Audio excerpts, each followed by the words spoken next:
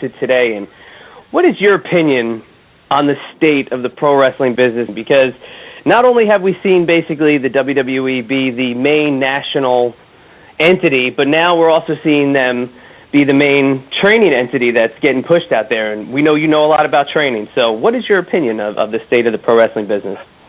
Wow. It's honestly, it needs a change, I think, across the board. And it's not necessarily about WWE. It's about the Indies. It's about Ring of Honor. It's about TNA. It's virtually the industry. And I think the biggest problem is everybody has taken a shortcut. And everything that there is to do in this business has been done to death. And there's nothing fresh. And honestly, when I say this, I'll probably, you'll probably get a lot of negative feedback from it. But what we need to do is turn the clock back a little bit. And I don't mean back to 1960 or anything of that sort, but I think we need to put wrestling actually back. It's on the marquee. We might be smart enough to put it back within the industry. And what I mean by that is, the wrestling business, the wrestling business. I don't care. Call it sports entertainment. You call it basketball. You call it whatever you want. But if you put it into a wrestling ring, 18 by 18 or 20 by 20, then the foundation fundamentals should be about the same. And I think that the wrestler's job today should be to suspend the viewer's disbelief and to give them some drama and to draw them emotionally into the ring with you. And I don't think that's the case. I mean, I would guess that there might be a dance coming out next week called the Super Kick, because everybody does it and does it to death and does it 50 times, and so it's meaningless. And when I say that, I use that as an example, but it's pretty much any move and every move. And it shouldn't be how often you do it. It should be when you do it the right time and elicit the proper, reaction from it. Do you think it's more based off of the television running wrestling rather than wrestling running wrestling? Because with the major networks, involved in NBC Universal, USA Network, Sci-Fi, all those great entities under one roof, are they really controlling the kind of product we see and the people that are making decisions? Well, I'm sure they have a lot to do with it, but here's the deal, and I've never been involved. I have been involved with area stations, with network affiliates. You mentioned my background in producing television, hosting television, but I've never been involved at a huge level with the network. But the one thing that was always easy enough to do, not necessarily always got the results you were looking for, but with the network affiliates that I mentioned, it was never a problem to sit down with your programming director or whoever was running the show at that particular station and saying, okay, we want to do well by your numbers. We want you to be able to sell advertising, and we also need to sell our product. And I think today it's that, because it is network, and maybe that's more fascinating or more frustrating, I'm not sure what the actual word should be, that they're more concerned with the network than they are themselves. And I think the other thing is, I don't believe that if you were a network president or, head of the network programming or whatever your title might be, that you're going to allow me to come in and dictate to you how you program the network. And my point being that I don't think you are qualified to tell me how to program a wrestling show. Now, speaking of networks, the WWE has their own network. What are your thoughts on it? Well, I see good. I don't see a problem with it, actually. I don't know. I think I would utilize it maybe a little different than they do. One of the things that we developed back in the mid-'70s in Southeastern television was a thing called personality profile, and it was a human interest piece. It was a 5-minute pre-taped sit-down, which at the time everyone told us it wouldn't work, but it did. And I think here again today, everyone is so concerned with characterizations and that sort of thing. I would take, a good portion of that network. Everyone talks about a boring 3 hours on Monday night, and I wouldn't hesitate to change that a little bit too. But to do human interest pieces on your wrestlers, on your stars, what is a unique hobby that someone has? What is their collegiate background? What, et cetera, et cetera, et cetera. Talk about their home life, their hobbies, how they train, how they prepare for their business. Give the fans, the viewers, an opportunity to know more than one side of the guy they're watching on Monday nights or on Friday nights or whatever. Whenever they're watching, whatever they're watching. And I think that's something that I would do, is do more human interest pieces, because I think that's lacking, honestly.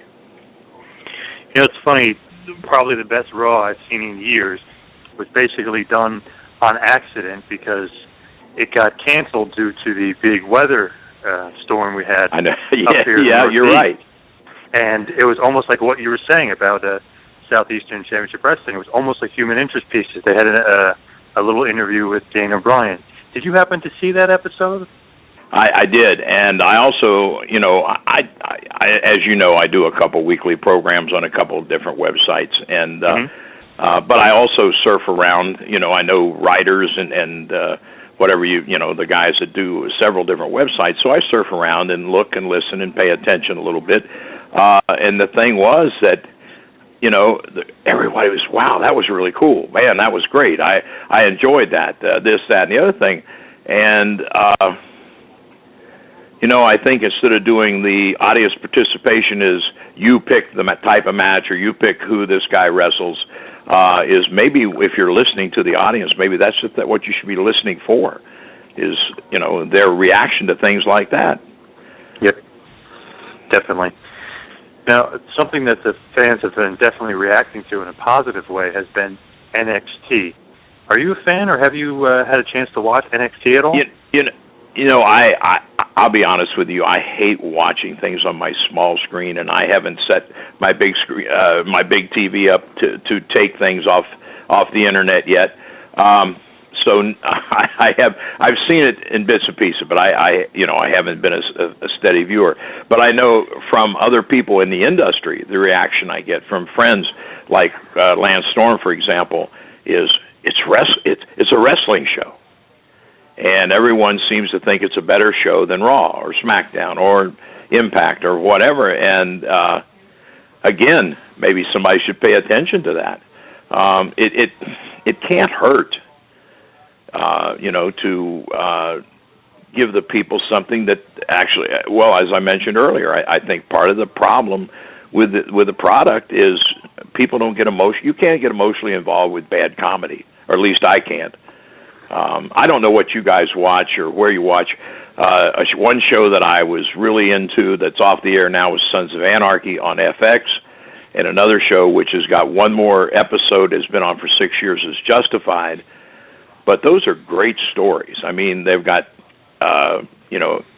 deep characterizations. The good guys are vulnerable. And they hook you to where you want to come back. And I think that's lacking, again, across the board in our industry. You know what? That is so true about good storytelling and stuff. And I feel like NXT is almost there, because I watch it on a very consistent basis, where it is a good show and it's almost there. But it is, in the back of my mind, keep thinking this is just a feeder league. And when these guys get up to the main roster, things might change with them. What are your thoughts on the Performance Center and NXT almost being this feeder league for the monster that is WWE? Well, I wish I had when I had HWA, we had a 6,000 square foot facility. We had a weight room. We had a lot of good things, but nothing obviously of the size or capacity that the Performance Center has. I think it's great, but my stance has been, before I got involved as a trainer for WCW or WWE, and afterwards, and until the day they dropped the box in the ground for me, is that you need more than one. You need to probably 4 facilities, maybe not that elaborate, set up around the country. You need various trainers. You need to keep.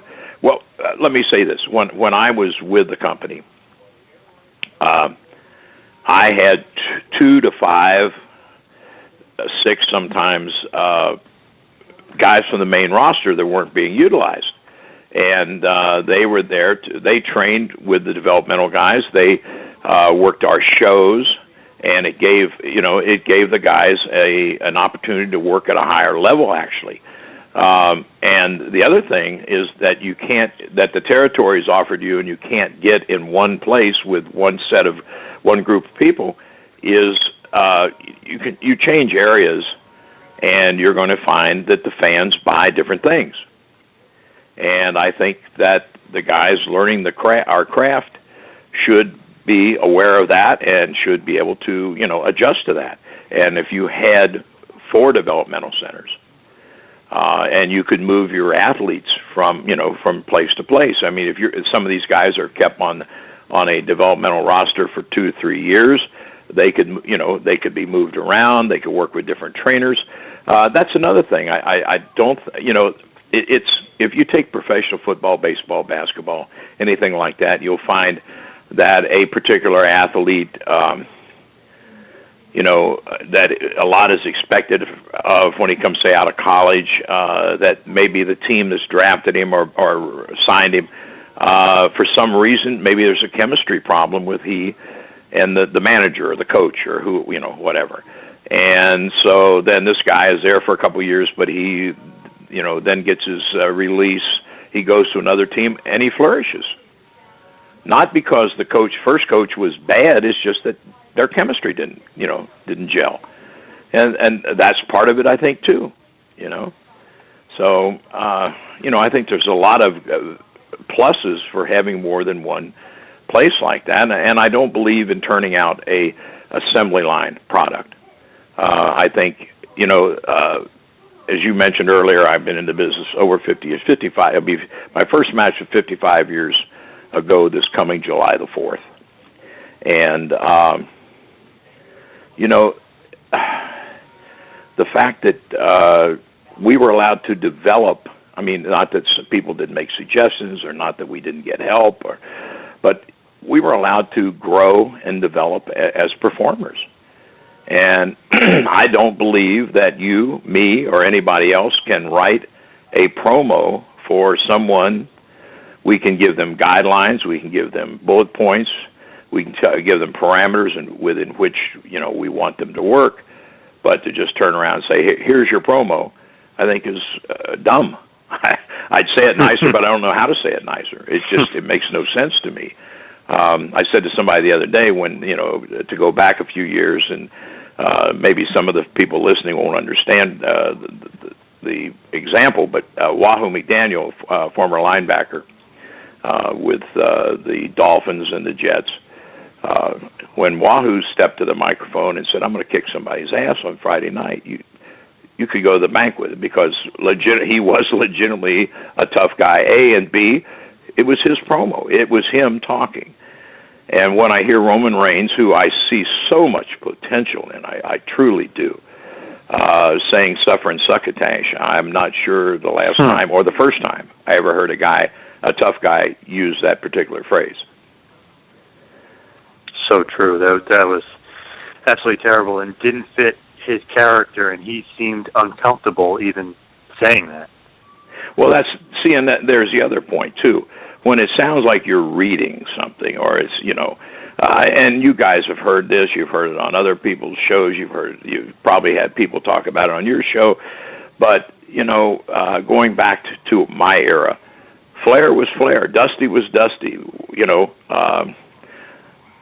Those guys were themselves, good, bad, or indifferent. They came across as legitimate.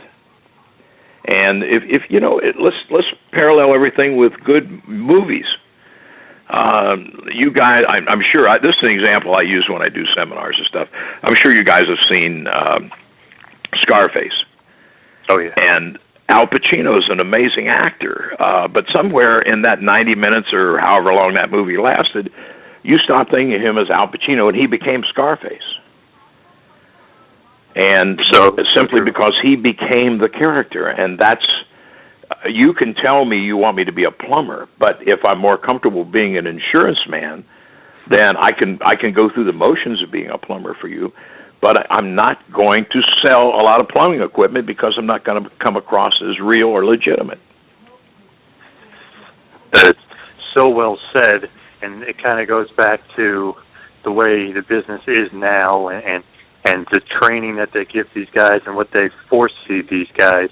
But you, being one of the most legendary trainers of all time, have elite pro wrestling training out of Ohio. Can you tell us a little bit about that? Well, actually, the co-founders of that this was back in 2003. It was Harley Race and Ricky Steamboat and myself. And we started doing seminars around the country. In fact, it's out of print now, but there is a training manual out, the Professional Wrestlers Workout and Instructional Guide by Sports Publishing LLC, which can still be found on Amazon, I'm told.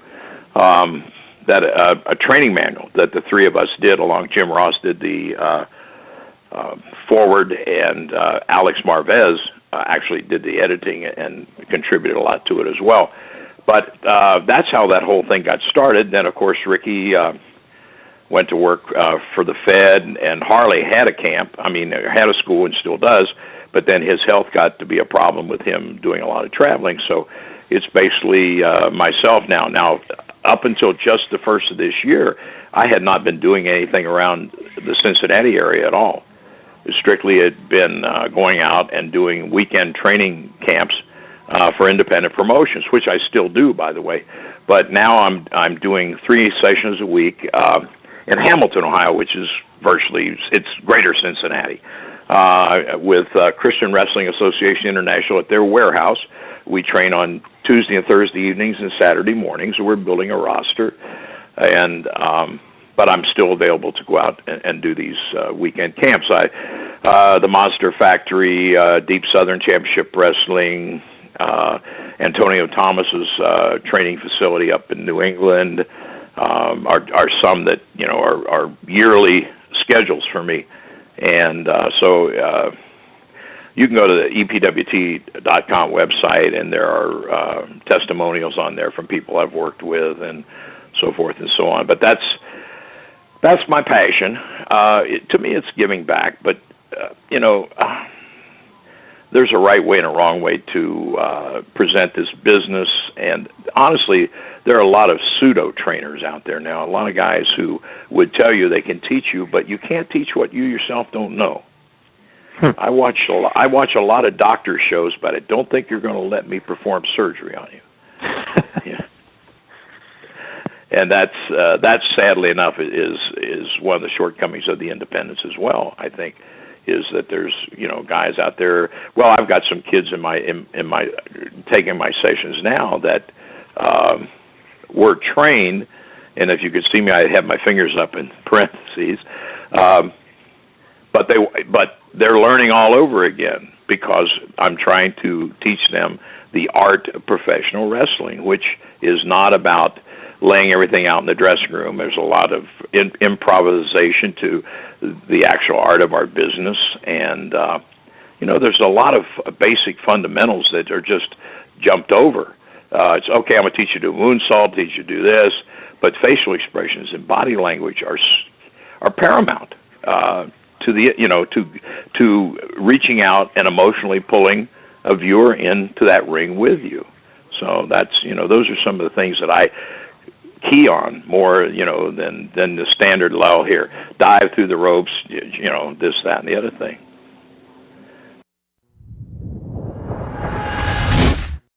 Well, Dean, he actually started with a kid that I broke in. I just took the rough edges off. I won't take credit for the whole shooting match, but yeah, I was just watching the Shield special. I hadn't seen it before, and one of the kids that trains with me now, I brought it in, and I said, "Can I take that home and watch it?" Because I hadn't seen it, and of course, I've got some. I say a few words on there. Yeah, Dean's an amazing talent. He really is, and I'm happy for him. he's worked his ass off and has earned the right to be where he's at. And you know, I just hope they don't kill him like they've killed so many. So true. You now, know, with Dean, yeah. With Dean, when you saw him, did you think off the bat, like, this guy, you know, WWE main eventer off the bat, or did you say, I don't know what I'm going to do with this guy? No, actually, you know, he was, I forget what he told somebody on an interview, I was less hated my guts or something. That was never the case. He was a cocky guy, but, you know, the thing, when he first started, I didn't see that he was going to be anything special or bad for that matter, you know. But then I started before they finally closed their doors. The guys that I had sold the company to, I was going over there once a week on Wednesday nights and working with the guys. And he was the one advanced guy, I guess you'd say, that was, even though he was on a show on Tuesday night, was in there every Wednesday, lacing him up, trying to learn, trying to better himself, and that impressed me. And then, you know, so then we started talking. He'd let me look at you know, so I'm going to send you this, you know, bring this tape to you and let you watch that. And then we'd sit down and talk about it. And one thing led to another. And then I found out that he had talked to Mike Bucci, who was, you know, working in developmental at the time. And he had been, Mike had told him if he put on some size, that he'd get him looked at. And so I'm thinking, okay, then let's put some size on you, because, you know, he wasn't all that big at that time. So I've done competitive bodybuilding and worked with bodybuilders, so I'm you know, got a little background in nutrition and stuff. So anyway, we put him together a diet, and he followed it and put on some size. And Bucci had left the company at that point in time, been gone. So but I called Dr. Tom and I said, hey, here's the deal. Mike had told him this, and he's put the size on it. I think you guys need to take a look at him. So that's how it all came about. And I saw in the thing that Joey Mercury's the one that actually discovered him. I didn't know that. Don't get me wrong, I like Joe, but I know WWE loves to change history. What bothers me is I've lived it, 55 years of it. So that's why I have a problem watching, I think, the network sometimes, too, when they reinvent the history of the business. I think, wow, I don't remember it quite like that, but it doesn't matter. Yeah, Dean's a good guy. He's a good guy, and I'm happy for him. Like I say, you know, he's worked his ass off, and he's earned the right to be there. You know, you just mentioned Joey Mercury, and I can't help but think about his tag team partner in J&J Security, Jamie Noble, another one of your notable students. Oh, man, I'll tell you, Jamie, you know, when I see them guys go out being the Stooges or whatever the hell you want to call them, I'm thinking Jamie's a better worker than 50% of the guys on that roster, for Christ's sake. He is. I mean, he's an amazing, he's a smaller version of Chris Benoit. He really 100%. is. 100%. Yeah, and he was my Energizer bunny. If somebody had to run a drill, if we had an odd number of training and somebody had to run a drill twice, he was never hesitant to step up and run that cardio blow-up drill, as the boys call my stuff, and run it again. You know, I mean, but he earned the right to be there, and it's a shame they don't. You know, when I had we had an amazing cruiserweight crew.